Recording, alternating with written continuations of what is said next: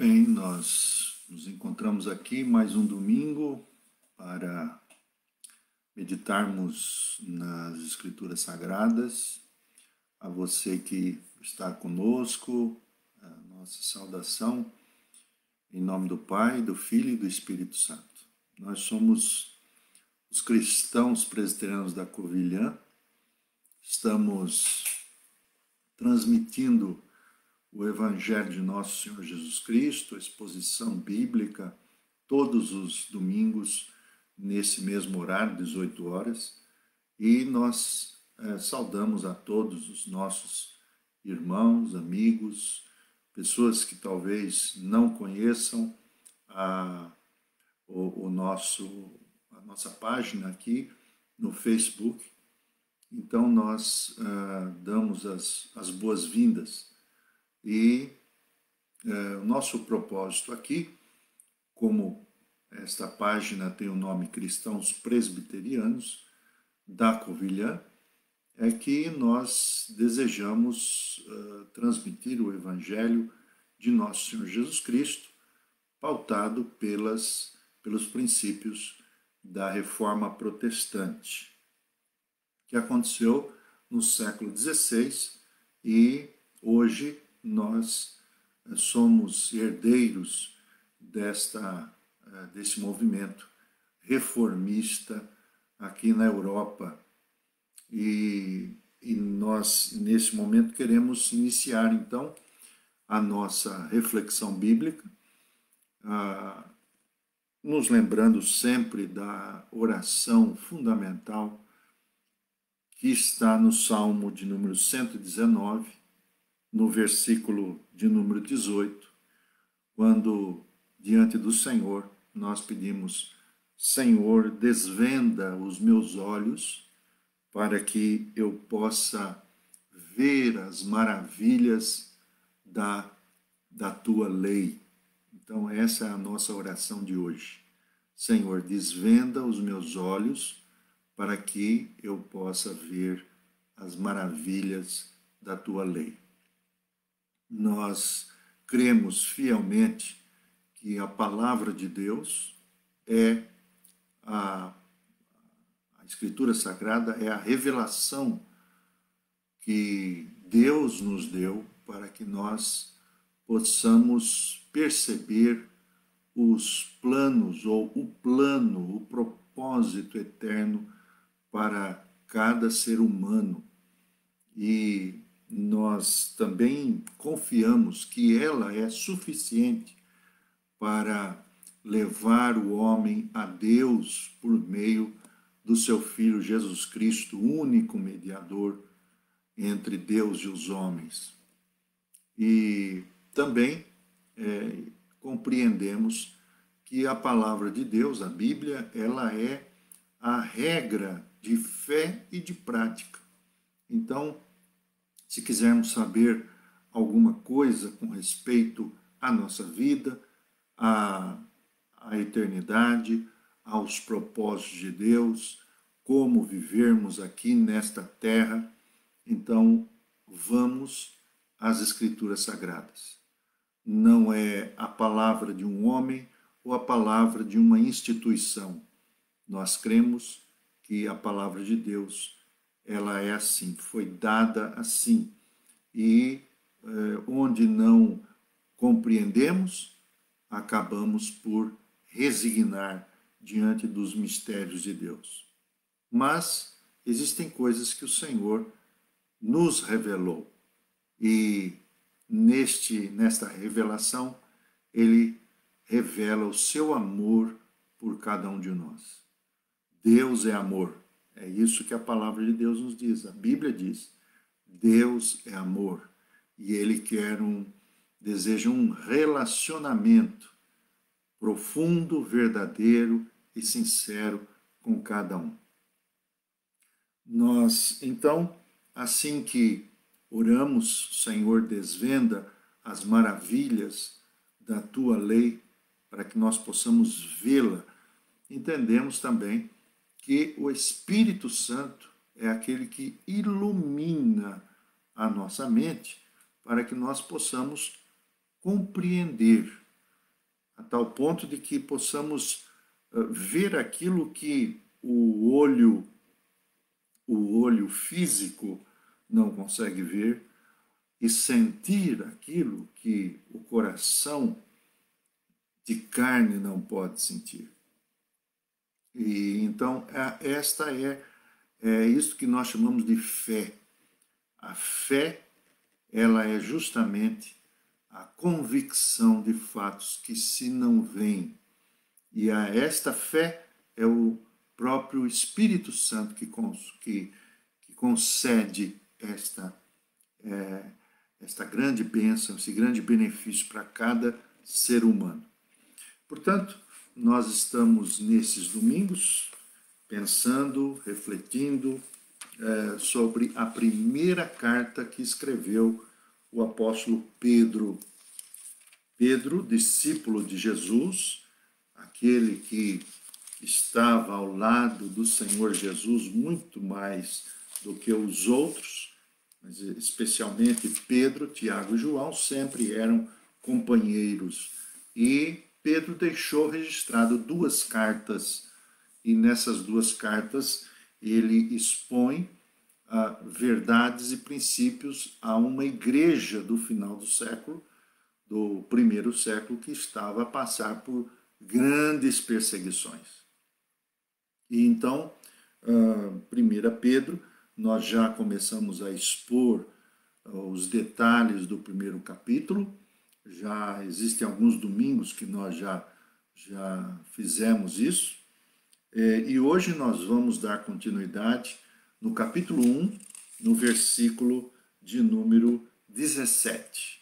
Então, eu quero convidar você, se você tem uma Bíblia, que você possa abrir a sua Bíblia na primeira carta de Pedro, no capítulo 1, nos versículos, nós leremos hoje dos versículos 17 até o versículo 21.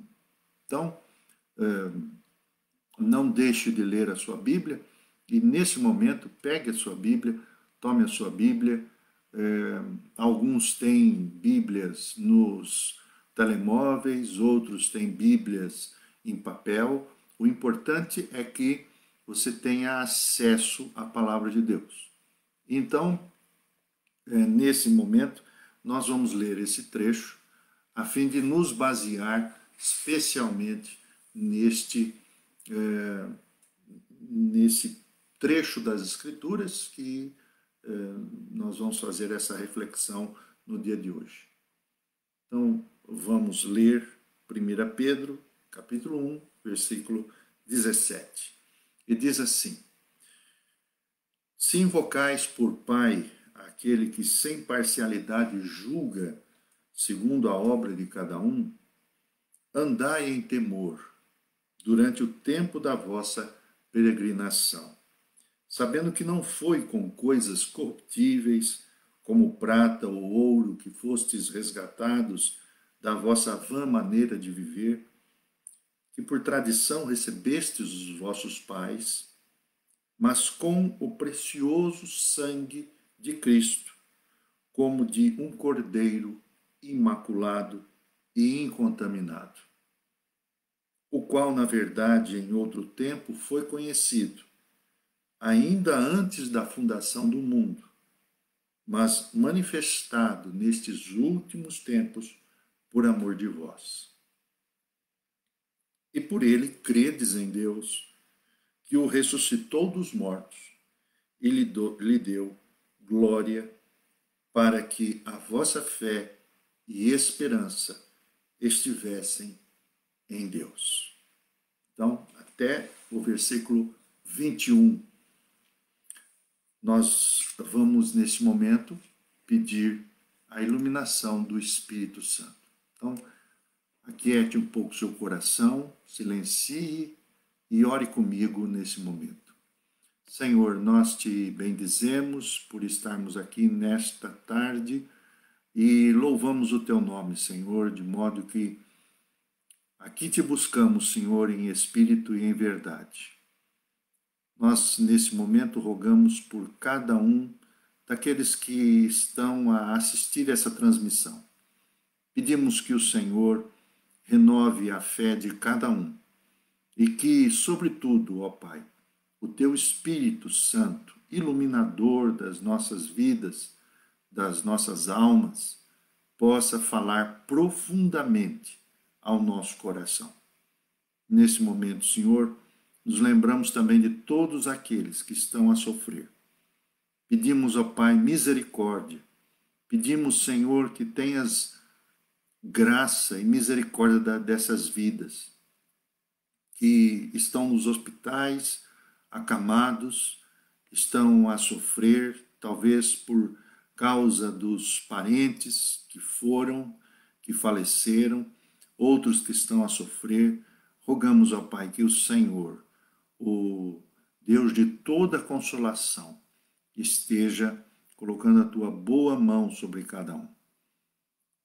Também rogamos, ó Deus, por aqueles doentes que estão nos lares, principalmente os idosos, que o Senhor esteja a cobri-los com a tua misericórdia, falar-lhes ao coração. Nós te agradecemos. E nesse momento, Senhor, quando tomamos com propriedade a tua palavra, que o Senhor esteja a falar conosco também. Em Cristo Jesus, o Senhor, que nós oramos. Amém. Pois bem, meus irmãos, nós hoje estamos diante de mais um trecho da palavra de Deus.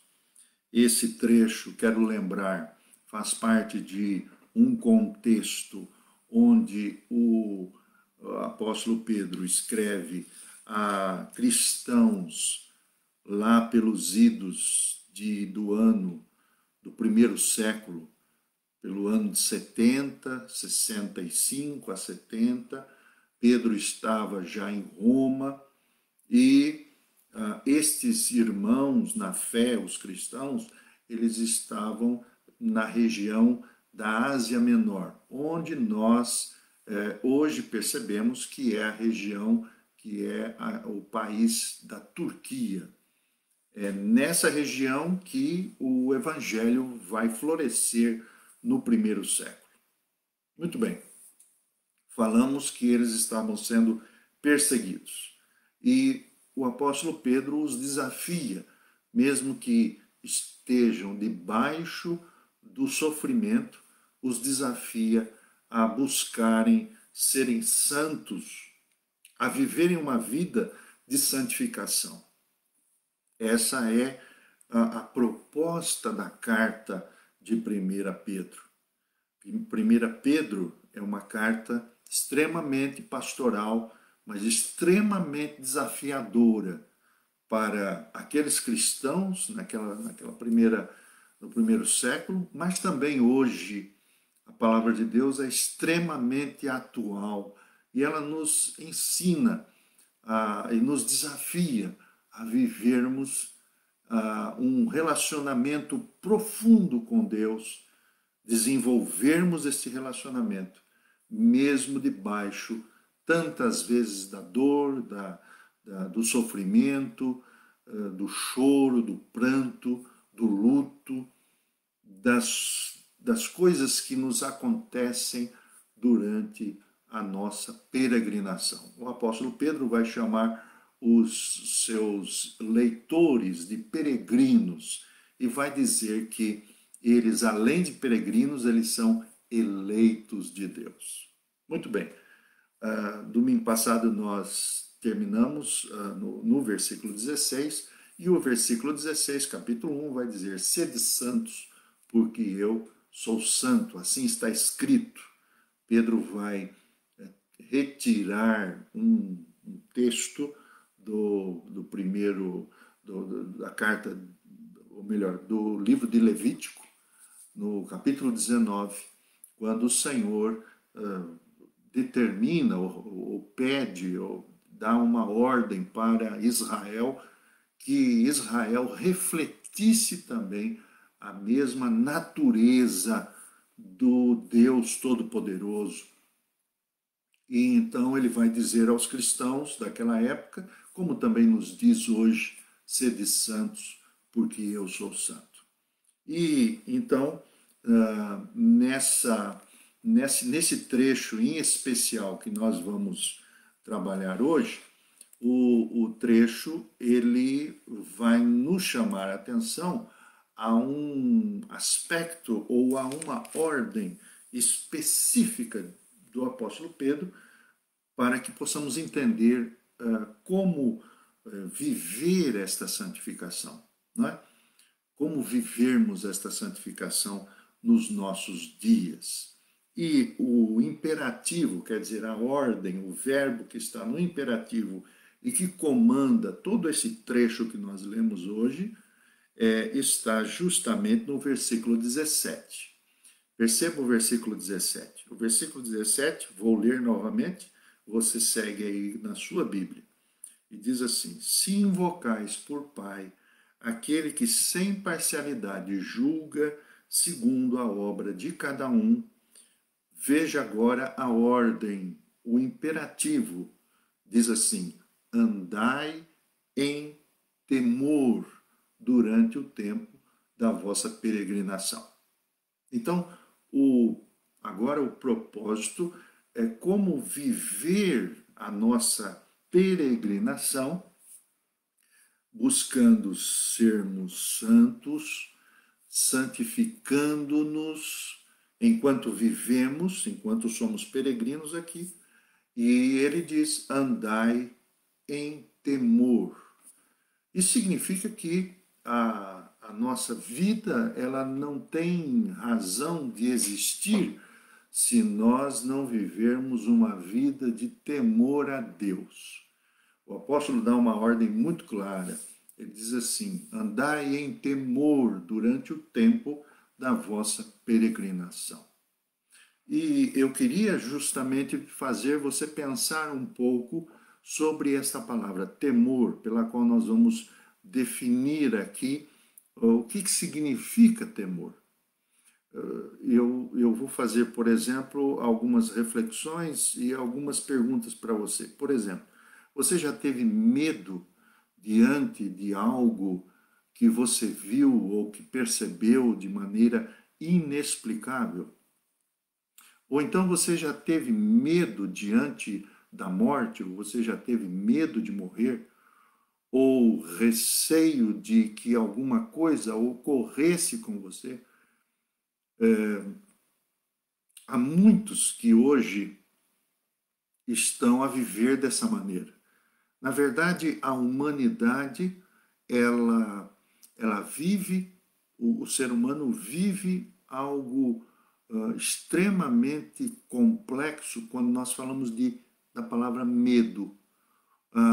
É verdade, temor e medo às vezes se confundem, ou talvez porque não seja a mesma palavra. É isso que nós queremos ver. A primeira vez que a palavra medo ou temor ela aparece na Bíblia, eu não sei se você já chegou a pensar nisso, mas a primeira vez que a palavra medo aparece na Bíblia, ela está registrada, e eu vou ler para você, em Gênesis capítulo 3, versículo de número 10. O Gênesis capítulo 3 nos conta a respeito daquele fatídico evento quando o homem e a mulher, Adão e Eva, eles desobedecem a Deus, comendo do fruto proibido, que na verdade Deus havia ordenado que eles não comessem e que se eles comessem, eles iriam morrer. Então, no versículo 10, depois que eles desobedeceram, tanto a mulher quanto o homem, o Senhor vai procurá-los e vai buscá-los. Não é? No versículo 10, então, o Senhor chama a Adão e então ele diz assim, versículo 10. E ele disse, Adão disse a Deus: ouvi a sua voz soar no jardim e temi, porque estava nu e me escondi. Eu temi quando ouvi a sua voz. Foi isso que Adão respondeu para o Senhor Deus. E por que ele temeu? Porque, na verdade, quando ele desobedece a mensagem, a orientação e a recomendação de Deus, ele percebe que agora estava diante de um Deus totalmente desconhecido. Antes não havia medo, porque havia uma comunhão plena, havia uma relação profunda entre Deus e o homem. Mas agora que Adão que havia desobedecido, agora Deus era um ser desconhecido para ele. Ele havia perdido a comunhão com o Criador. Mas na maioria das vezes que nós vamos encontrar a palavra medo ou temor na Bíblia, e isso nós vamos perceber se você, por exemplo, fizesse um estudo dessa palavra, a palavra temor ou medo no original bíblico é a mesma palavra. Não existe diferença no português, na nossa língua, no nosso vernáculo. Essa palavra às vezes é traduzida como receio, outras vezes como medo, outras vezes como temor. Mas no original é a mesma palavra. Então, é claro, vai depender muito do contexto onde a palavra está inserida para que nós possamos perceber as diferenças de medo ou de temor. Porque o temor a Deus pode ser um temor respeitável, reverente, um temor verdadeiro, mas em outros momentos esse temor ele deixa de ser este respeitoso, essa reverência respeitosa, para se tornar um medo pavoroso. Então essa é a diferença. Então nós percebemos que existirão momentos onde na Bíblia essa palavra temor ela vai ser caracterizada de modo diferente. Por exemplo, deixa-me citar um texto do Evangelho de Lucas, no capítulo 8, no versículo 37. Quando, no capítulo 8, versículo 37, o Evangelho nos conta que Jesus vai à terra de Gadara e vai libertar um homem que era possesso de inúmeros demônios. E depois dessa experiência de libertação daquele homem, os habitantes de Gadara, que perceberam todo aquele momento que para o homem foi um momento de libertação, os habitantes de Gadara pedem a Jesus para ir embora da aldeia e estavam com um medo pavoroso do Senhor Jesus Cristo. Isso revela porque revela uma outra faceta do ser humano, e é justamente a faceta do desconhecimento de Deus. Quando desconhecemos a Deus, quando vivemos uma relação impessoal com Deus, Deus para nós é um ser, se revela um ser tirano, um ser onde nós percebemos que Deus ele é todo poderoso, ele pode todas as coisas, e nós tememos este Deus porque desconhecemos de fato quem é ele.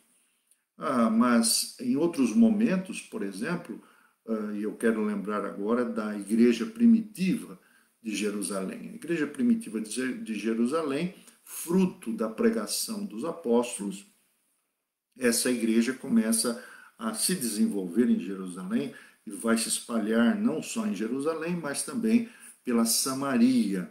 E especialmente em Atos dos Apóstolos, capítulo 9, versículo 31, nós vamos encontrar, por exemplo, a descrição, e eu vou ler agora Atos, capítulo 9, versículo 31.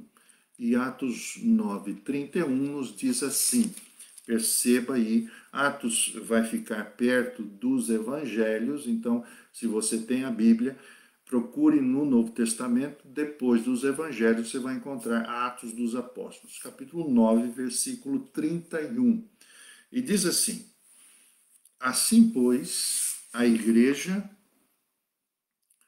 as igrejas em toda a Judéia, Galiléia e Samaria tinham paz e eram edificadas, e se multiplicavam, andando no temor do Senhor e na consolação do Espírito Santo.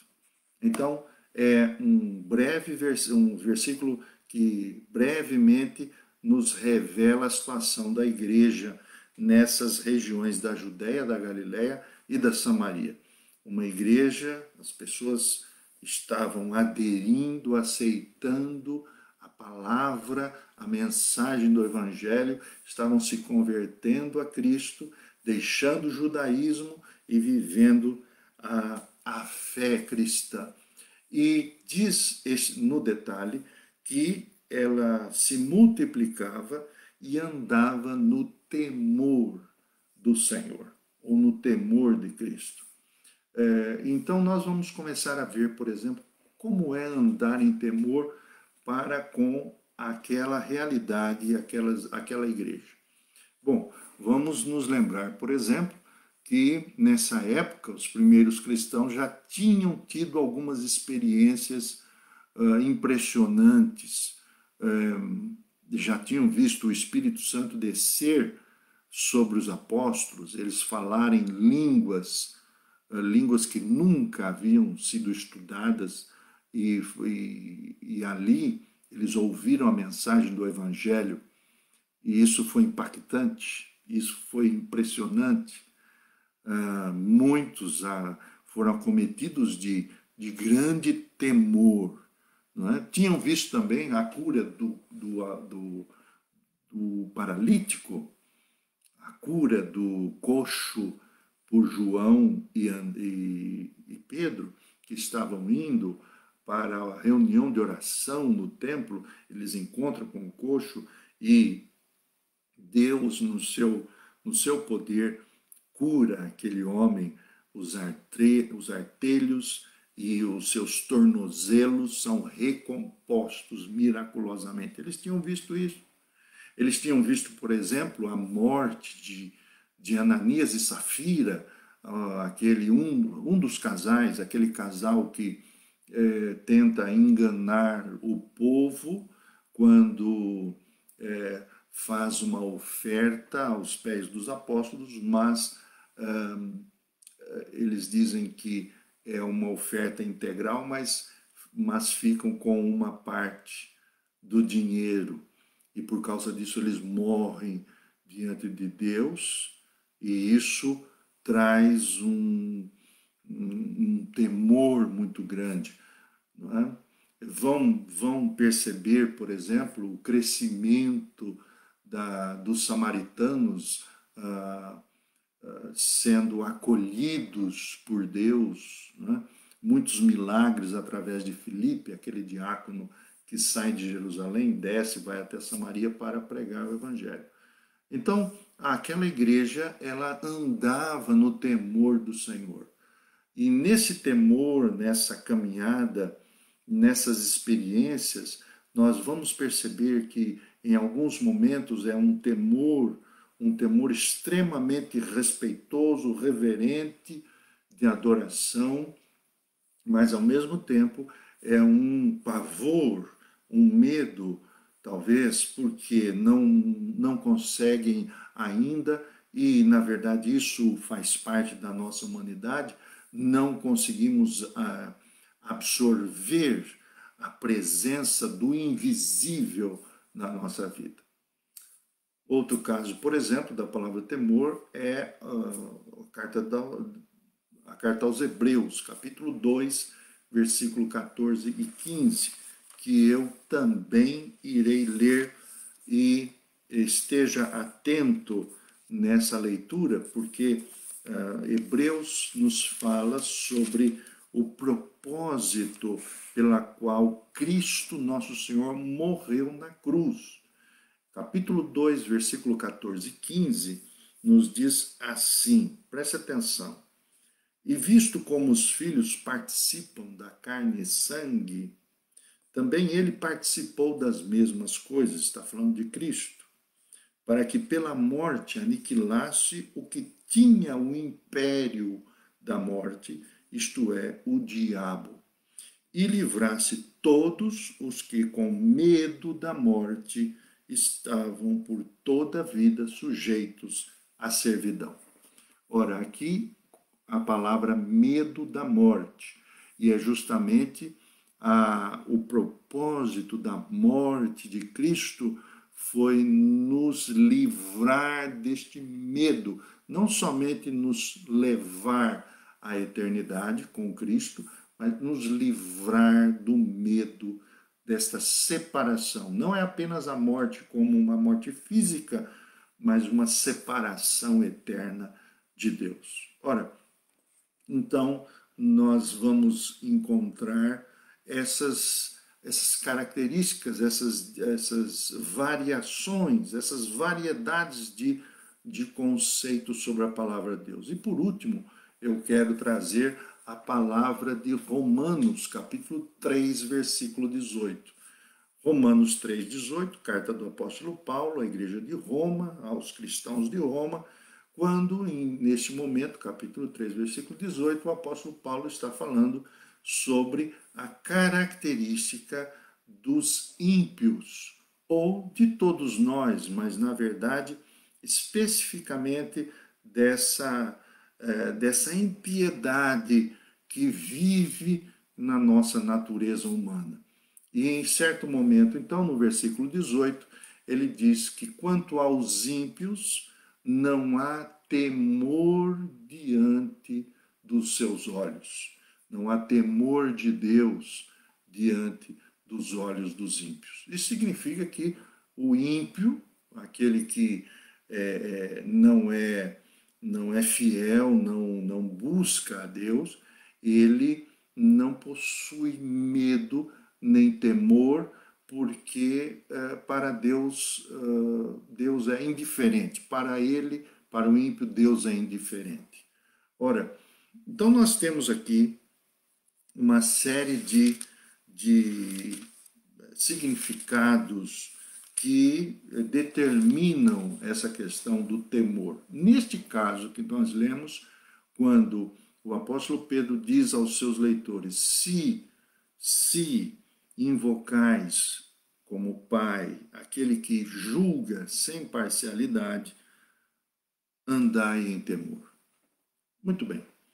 Vamos ver então o que o apóstolo Pedro está a mostrar aqui. Andar em temor significa andar com esse respeito reverente, mas não é um respeito como nós respeitamos pessoas, vizinhos, temos os nossos relacionamentos. Essa palavra é temor no sentido de que Deus é o Deus Todo-Poderoso e que, na verdade, como nós nos lembramos, por exemplo, das palavras do catecismo, do nosso catecismo de Westminster, quando se pergunta sobre quem é Deus, então o catecismo diz assim, vou ler para você, diz assim, Deus é Espírito, em si e por si, infinito em seu ser. Bem-aventurança, glória e perfeição. Todo suficiente, eterno, imutável, insondável, onipresente, onipotente e onisciente. infinito em sabedoria, santidade, justiça, infinito em misericórdia e graça e longanimidade, cheio de toda bondade e verdade. É este Deus que nós precisamos aprender a temer, porque é Ele que está dirigindo esta eternidade. Por isso, a necessidade de nós buscarmos uma relação profunda com Deus.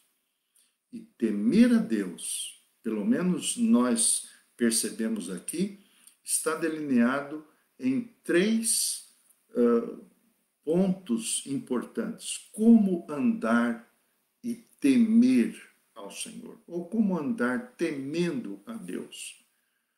Em primeiro lugar, vamos perceber aqui. Em primeiro lugar, a primeira característica, não é, que nós temos aqui de andar em temor a Deus ou com Deus é invocando a Deus como Pai justo. Vou repetir. Invocando a Deus como Pai justo.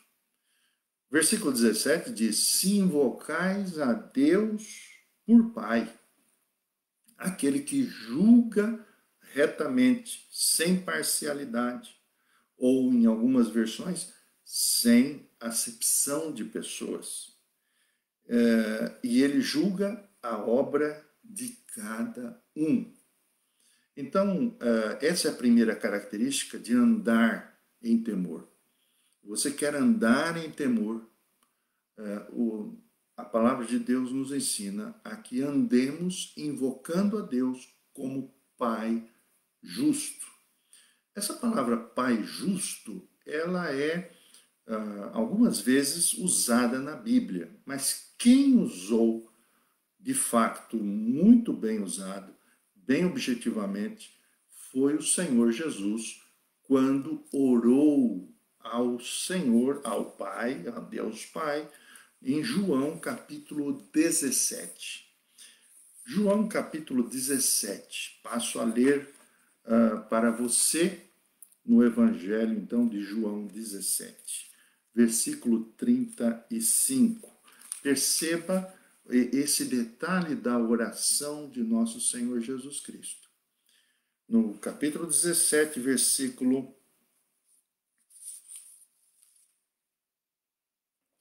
no versículo 25, me perdoe, é versículo 25, quando o Senhor diz assim: Pai justo, o mundo não te conheceu, mas eu te conheci e estes conheceram que tu me enviaste a mim. Percebeu agora essa diferença quando nós falamos em temor a Deus, temer a Deus, em invocá-lo como Pai que é juiz, como o Pai que é justo, como um Pai que nós conhecemos assim como o Senhor Jesus Cristo também conheceu. Deus é Pai, então denota um relacionamento reverente, cheio de respeito. É uma relação de amor, um amor que lança fora o medo pavoroso, mas recheia-nos com esse temor reverente. Deus é o Pai que julga sem parcialidade. Porque Deus não é dada às paixões como os seres humanos são dados, ou que nós tantas vezes nos posicionamos em nossos juízos, ou nos nossos conceitos, ou nos nossos preconceitos. Isso revela a nossa miséria, a nossa justiça, que Isaías, o profeta, ele vai dizer que as nossas justiças são como trapo de imundícia. Então, essa é a primeira característica. O Senhor, ele quer ser invocado como Pai, mas como Pai justo, como para que nós possamos desenvolver essa relação profunda com Deus, precisamos andar em temor a Deus. Quando vivemos a nossa vida, vivemos em temor a Deus. Quando somos fiéis porque tememos a Deus. Quando vivemos a nossa ética, quando fazemos o que fazemos, nossas decisões, os nossos posicionamentos. Quando amamos porque tememos a Deus. Quando somos justos, temos que ser justos como Deus é. Então, a nossa relação agora é de natureza. Invocamos a Deus, pedimos a Ele para vir até nós, mas invocamos como Pai. Não como um Deus qualquer, não como um Deus impessoal. Em segundo lugar, nos versículos 18 a 20, que é o maior texto dessa subdivisão, andar em temor é viver convicto de um resgate eterno. Perceba, por exemplo, no versículo 18, o apóstolo Pedro chama a atenção dos seus leitores dizendo: sabendo que não foi com coisas corruptíveis como prata ou ouro que fostes resgatados da vossa vã maneira de viver, que por tradição recebeste dos vossos pais, mas com o precioso sangue de Cristo, como de um cordeiro imaculado e incontaminado, o qual, na verdade, em outro tempo foi conhecido, ainda antes da fundação do mundo, mas manifestado nestes últimos tempos por amor de vós. Esta é a segunda característica de andar em amor. Quando andamos em temor a Deus, estamos sabendo e estamos convictos, seguros, certos, sabedores, conscientes que nosso Senhor Jesus Cristo, ele assumiu a figura de um cordeiro, essa é uma figura de linguagem, para morrer por nós e verter seu sangue, que não é um sangue de homem comum, de homem pecador, mas um sangue incontaminado, puro, imaculado. Vou ler para você um texto paralelo a esse, que o próprio Isaías comenta e registra no seu livro, no capítulo 53, que é o grande capítulo que nos fala, que profetiza a respeito da morte de Cristo na cruz do Calvário. E então, no versículo de número 7, capítulo 53 de Isaías, versículo 7, Isaías diz assim: ele foi oprimido, mas não abriu a sua boca. Como um cordeiro foi levado ao matadouro, e como uma ovelha muda perante os seus tosquiadores, ele não abriu a sua boca. E é justamente isso que nos faz andar em temor. Quando andamos em temor a Deus, estamos conscientes, sabedores, que se houve o resgate da nossa vida, não houve um resgate qualquer. Não foi um plano de resgate de seres humanos da fome, da miséria, nenhum aspecto social que a sociedade esteja a realizar hoje nos nossos dias. Não foi nenhum evento para oferecer comida física, para tirar da miséria física as pessoas. Mas o segundo ponto que nós queremos dizer e por que nós devemos andar em temor é que, embora miseráveis, separados de Deus, da nossa vã maneira de viver, veja que o texto nos diz aqui que ele nos resgatou da nossa vida fútil, da nossa maneira vazia de viver, sem sentido. Ele nos resgatou por meio do sangue do Cordeiro Jesus Cristo.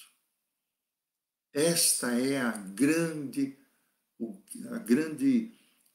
evocação da glória de Deus. Cristo se fez gente, encarnou-se, veio até nós, morreu por nossos pecados e por nós nos ofereceu ao Pai para que pudéssemos ter vidas com propósito, não vidas fúteis, determinadas a serem conduzidas pela sociedade de consumo. O Senhor fez um resgate eterno.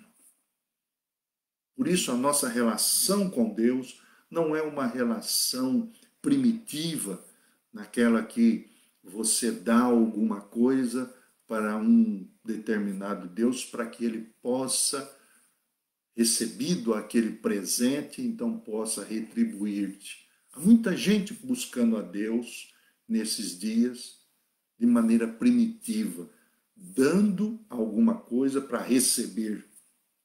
É isso que a maioria desses evangelhos tem feito nos nossos dias. Há um Deus de letra minúscula que se tenta agradar, ou para que nós possamos conseguir outras bênçãos, um carro novo, uma saúde boa, um emprego. E é a estes deuses que essas pessoas estão a oferecer as suas vidas, quando na verdade o Senhor Jesus Cristo veio como Cordeiro e nos resgatou-nos com um sangue santo, imaculado. Ora, essa é a segunda característica. Quer temer a Deus, quer andar em temor ao Senhor, então invoque a Deus como Pai. Esteja consciente de que o resgate que ele fez na cruz do Calvário não foi nenhuma compra, nenhum negócio que fazemos com terceiros nessa relação horizontal. E por último, a palavra de Deus nos diz aqui que o andar em temor é viver uma vida como peregrinos, a confiar e a esperar no Deus, em Deus. Perceba no versículo 21. O versículo 21 nos diz assim: E por ele credes em Deus, que o ressuscitou dos mortos, e lhe deu glória para que a vossa fé e esperança estivessem em Deus. Agora, essa terceira característica de andar em temor a Deus reflete, por exemplo, a nossa fé e a nossa esperança em Deus. É impressionante, por exemplo, o número de mensagens que você possa estar a receber por WhatsApp, pelo Facebook, pelo Instagram, com mensagens de frases de efeito, mensagens de autoajuda. Tudo isso pode ser até muito bonito e extremamente tocante, mas não reflete e não pode se comparar àquilo que pela qual o Evangelho de Jesus Cristo vem nos revelar. Ele nos revela que quando Cristo morreu e ressuscitou, é isso que o versículo nos diz, a sua ressurreição, Deus ressuscitou Jesus Cristo para que a nossa fé e a nossa esperança estivessem em Deus. uma vez que somos resgatados da nossa vida fútil, agora podemos olhar para a frente, podemos crer, podemos confiar. E confiar aqui significa justamente temer, colocar o nosso coração diante de Cristo e viver todos os dias nesta esperança, a esperança de que, ressuscitado e glorificado, agora Cristo há de voltar e instaurar um novo reino, novos céus e nova terra. Por isso, nesta noite, já noite chegando, nós queremos agradecer a Deus por essa mensagem. Podemos saber que andar com temor ao Senhor revela 3 fundamentos da vida, da nossa vida. Podemos ter esperança, embora toda esta pandemia, esta calamidade, tantos que estão a falecer, tantos doentes, o mundo está vivendo a sua maior miséria, porque está submetido a um vírus, algo invisível. Mas diante do invisível, a verdade é que há esperança. Há esperança. Cristo há de retornar. Cristo vai voltar. Não morto, mas vivo, redivivo, ressuscitado, e instaurará a ressurreição de todos nós. Por isso ande em temor. Ande em temor, invocando a Deus, o Pai. Peregrina nesta terra e todos os dias e todos os momentos invoque ao Senhor como justo juiz. Derrame sobre ele o seu coração. O resgate que ele fez da sua vida não foi a troco de bananas. Foi o sangue do Cordeiro que veio até nós e entregou-se, conhecido antes da fundação do mundo. Agora se manifestou na pessoa de Jesus Cristo. Confie nele, entregue a sua vida a ele. Essa é a mensagem do apóstolo Pedro aos cristãos que estavam sofrendo amargamente por causa da sua fé. Hoje é dia de você renovar a sua vida mais uma vez. Entregue-se ao Senhor. Domingo que vem estaremos juntos. Deus abençoe sua vida. Persevere, ande em temor ao Senhor. Invoque-o. Saiba a respeito deste resgate eterno e maravilhoso. Confie no Senhor. Viva com esperança. Deus te abençoe e te ilumine nesta tarde para a glória de Deus. Amém. Um grande abraço a você. Fique na paz de Cristo. Nos veremos, se Deus quiser, domingo que vem. Até lá.